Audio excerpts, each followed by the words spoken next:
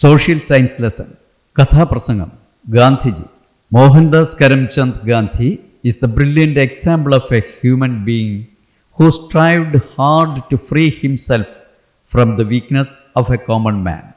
This enabled him to create history that borders on mythology.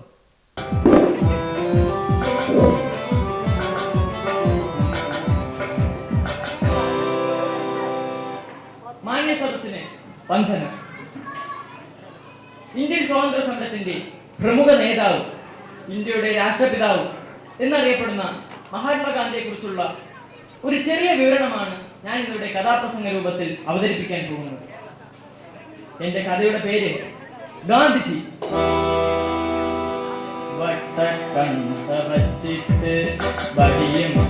നടന്നിട്ട് നമുക്ക് നാടിതു നേടി തന്നു നമ്മുടെ ഗാന്ധിജി.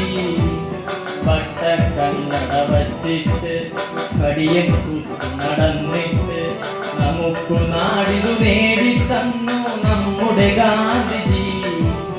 നമ്മുടെ ഗാന്ധിജി, നമ്മുടെ ഗാന്ധിജി.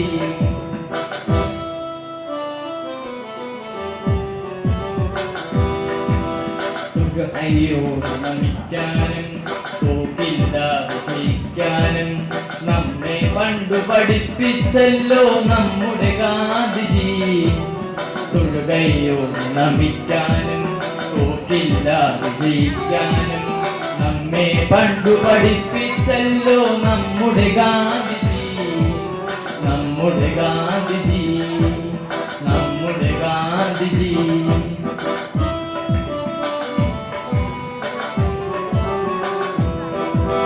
നല്ലവരായി നടക്കാനും നല്ലതു മാത്രം ചെയ്യാനും നമ്മോടോതുകയാണല്ലോ നമ്മുടെ ഗാന്ധിജി. നല്ലവരായി നടക്കാനും നല്ലതു മാത്രം ചെയ്യാനും നമ്മോടോതുകയാണല്ലോ നമ്മുടെ ഗാന്ധിജി.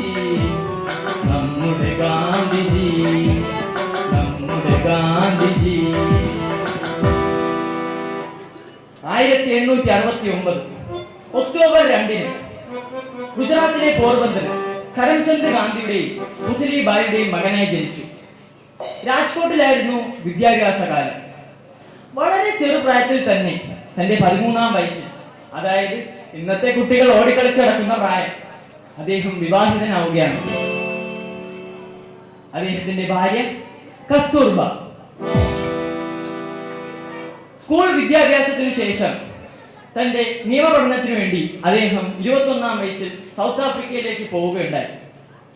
അക്കാലത്ത് സൗത്ത് ആഫ്രിക്കയിൽ നിലനിന്നിരുന്ന വർണ്ണവിവേചനം അദ്ദേഹത്തിന്റെ മനസ്സിന് താങ്ങാൻ കഴിയാത്തതായിരുന്നു. 1915 തന്നെ അവിടുത്തെ ജീവിതം മതിയാക്കി അദ്ദേഹം ഇന്ത്യയിലേക്ക് മടങ്ങി. യാത്രയാകുന്നു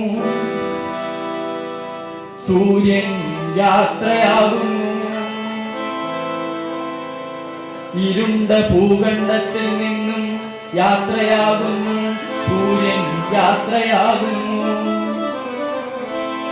തൻ മുന്നിലെ വർണ്ണ വിവേചനത്താൽ മനം നൊന്ത് സ്വദേശത്തേക്ക് യാത്രയാകുന്നു സൂര്യൻ, യാത്രയാകുന്നു. ഇന്ത്യയിലേക്ക് മടങ്ങിയെത്തിയ അദ്ദേഹത്തെ കാത്തിരുന്നത് ബ്രിട്ടീഷുകാരുടെ അടിമത്വ ഭരണത്തിന്റെ ഭയാനകമായ കാഴ്ചകളായിരുന്നു. കാര്യങ്ങൾ കൂടുതൽ അറിയുന്നതിനായി അദ്ദേഹം ഇന്ത്യൻ സമരമുഖത്തിലെ പ്രധാന സ്ഥലങ്ങൾ നേരിട്ട് സന്ദർശിച്ചു. 1917 ഗുജറാത്തിലെ ഖേദയിലെ കർഷക സമരം, ബീഹാറിലെ ചമ്പാരൻ, അഹമ്മദാബാദ് എന്നീ സ്ഥലങ്ങളിലെ തൊഴിൽ സമരങ്ങളിൽ നേരിട്ട് പങ്കെടുത്ത് അത് ഒത്തുതീർപ്പാക്കി. സത്യാഗ്രഹ സമരം സബർമതിയിലെ ആശ്രമത്തിലേക്ക് അദ്ദേഹം മാറ്റി. ഗാന്ധിജിയുടെ സത്യാഗ്രഹ സമരം എന്നാൽ സത്യവും അഹിംസയും അടിയുറച്ചതാണ്.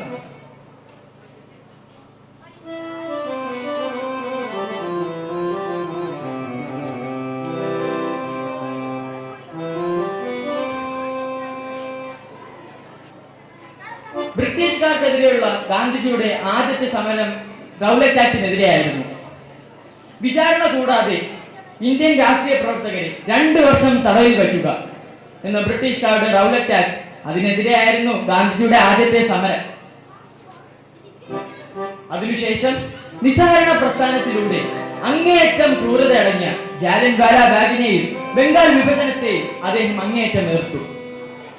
അദ്ദേഹം ബ്രിട്ടീഷുകാരെ ഓർമ്മപ്പെടുത്തുകയാണ്, ഭാരതമെന്നാൽ പാരിനടുവിൽ കേവലമൊരു പിടിമണ്ണല്ല, കോടികൾ നമ്മെ നാമായി മാറ്റിയ ജന്മഗൃഹമല്ലോ. ഭാരതമെന്നാൽ പാരിനടുവിൽ കേവലമൊരു പിടിമണ്ണല്ല, വിരുന്നു വന്നവർ ഭരണം പറ്റി മുടിഞ്ഞു പണ്ടി വീടാകെ, വിരുന്നു വന്നവർ ഭരണം പറ്റി മുടിഞ്ഞു പണ്ടി വീടാകെ, വീടു പുതുക്കി പണിയും വരെയും വിശ്രമമില്ലിനെ, വീട് പുതുക്കി പണിയും വരെയും വിശ്രമമില്ലിനെ, തുടങ്ങി വച്ചു ഒരു ധർമ്മം, സൃഷ്ടി തുളുമ്പും ജീവിതധർമ്മം, സ്വതന്ത്ര ഭാരത വിശാല ഭവ്യം സുന്ദരമാകും നവധർമ്മം. ഭാരതമെന്നാൽ പാരിനടുവിൽ കേവലമൊരു പിടിമണ്ണല്ല.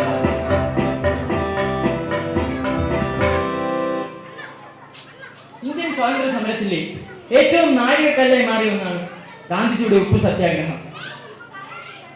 പാവപ്പെട്ടവരും പണക്കാരും ഒരുപോലെ ഉപയോഗിക്കുന്ന ഒരു അവശ്യ വസ്തുവാണ് ഉപ്പ്. ആ ഉപ്പിന് പോലും ബ്രിട്ടീഷുകാർ നികുതി ചുമത്തി. അത് ഗാന്ധിജിക്ക് സഹിക്കാനാവുന്നതല്ല. കേവലം ഉപ്പിനെ ആയുധമാക്കി തന്റെ അനുയായികളെയും കൂട്ടി സബർമതി ആശ്രമത്തിൽ നിന്നും ദണ്ഡി കടൽപ്പുറം വരെ ശക്തമായ സമരം അദ്ദേഹം ആരംഭിച്ചു.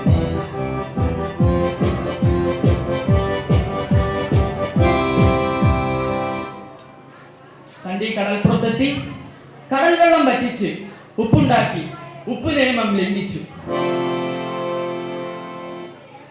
ഗാന്ധിജി നിരവധി തവണ ജയിൽവാസം അനുഭവിച്ചിട്ടുണ്ട്. സ്വയമേ തന്നെ ജയിൽവാസം സ്വീകരിച്ചിട്ടുമുണ്ട്. എല്ലാം സ്വന്തം രാജ്യത്തിന് വേണ്ടി മാത്രം. അവസാനം 1942 ക്വിറ്റ് ഇന്ത്യ മൂവ്മെന്റ്, ബ്രിട്ടീഷുകാർ ഇന്ത്യ വിടുക എന്ന പ്രയോഗം ഇന്ത്യൻ സ്വാതന്ത്ര്യ സമരത്തിൽ ഏറ്റവും പ്രയോജനവും ഒരു വഴിത്തിരിവുമായി മാറി. ഇനി അധികകാലം ഇന്ത്യക്കാരെ അടിച്ചമർത്തി വെക്കാൻ കഴിയില്ലെന്ന് മനസ്സിലാക്കിയ ബ്രിട്ടീഷുകാർ 1947 ഓഗസ്റ്റ് 15 അർദ്ധരാത്രി ഇന്ത്യക്ക് സ്വാതന്ത്ര്യം നൽകി.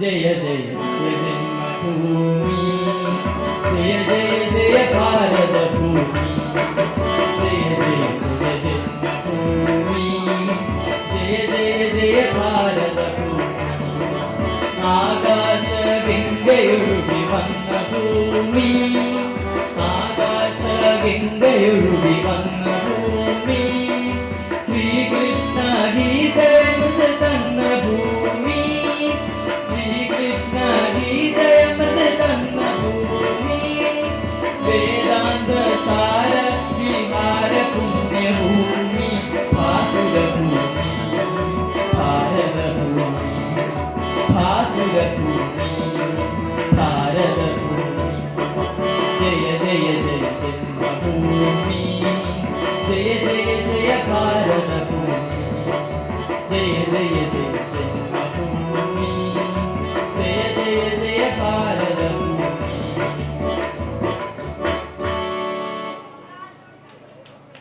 ഗാന്ധിജിയുടെ ജീവിതത്തിലെ അവസാന കാലഘട്ടം പൊതുവെ ദുഃഖസാന്ദ്രമായിരുന്നു.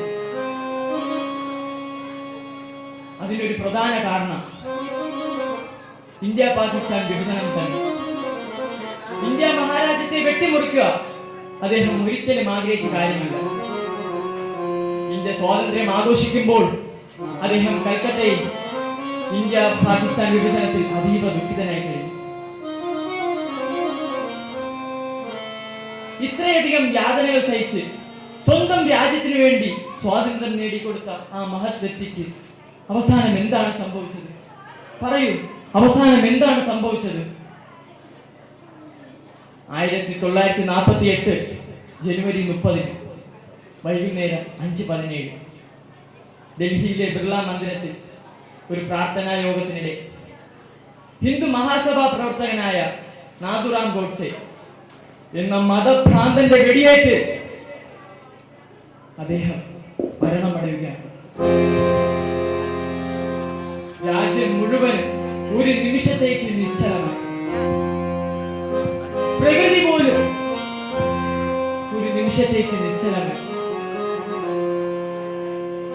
രഘുപതി രാഘവ രാജാ പതിത പാവന സീതാ രഘുപതി രാഘവ രാജാ പതിത പാവന സീതാ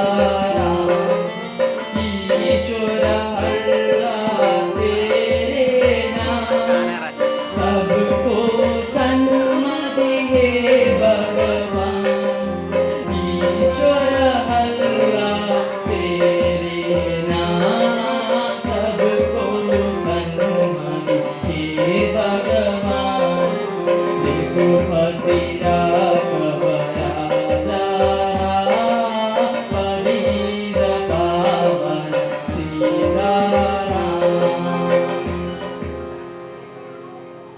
അദ്ദേഹത്തിന്റെ മരണശേഷം ഭാരതീയർ ഇന്ത്യയുടെ രാഷ്ട്രപിതാവ് എന്ന പേരിൽ അദ്ദേഹത്തെ ആദരിച്ചു. അദ്ദേഹത്തിന്റെ ജന്മദിനമായ ഒക്ടോബർ 2 ഗാന്ധി ജയന്തി എന്ന പേരിൽ ആഘോഷിക്കുന്നു. ഇനി എത്ര ജന്മം കഴിഞ്ഞാലും എത്ര തലമുറകൾ കഴിഞ്ഞാലും ഈ ലോകം നിലനിൽക്കുന്ന അത്രത്തോളം കാലം ഗാന്ധിജിക്ക് സമം ഗാന്ധിജി. എന്റെ എളിയ കഥാപ്രസംഗം ഇവിടെ അവസാനിക്കുന്നു. നന്ദി, നമസ്കാരം.